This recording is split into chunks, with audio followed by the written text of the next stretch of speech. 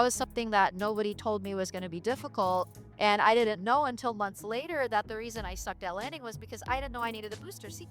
I'm very competitive and I hold myself to a really high standard. And, growing up, I was that kid that kind of didn't really have to work that hard in school. Everything kind of came easy to me. I learned things very quickly. So when I got into flight training, it was a little bit different. There were some things I picked up on really quick.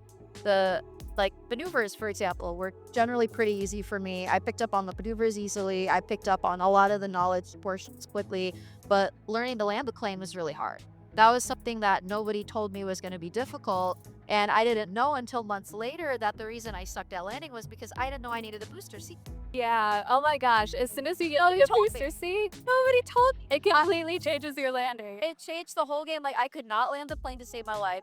I didn't know what was going wrong. And of course, It's because you're not tall enough to see that sight picture. And like, if you can't see that sight picture properly, like, you never know when to properly flare. Right? yeah. And it didn't help that my instructor was like 6'4". So Yeah. he didn't know what was going on. I had to fly with our chief pilot. I did 2 laps in the pattern with him, and he was like, wait here. He runs into the FBO, grabs me a booster seat, and says, put this behind you and put this under you, and let's see how you do.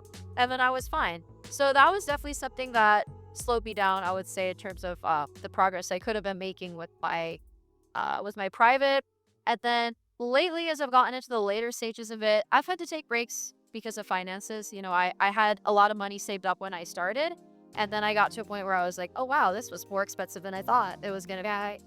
So that's definitely pushed back the timeline I thought I would have. But honestly, that's just what it is. There's a billion things that can push you back. Weather, maintenance. I mean, you might go to a school that doesn't have a lot of airplanes, but there's a lot of students. You have, there's also DPE availability, instructor availability, aircraft availability, lots of things.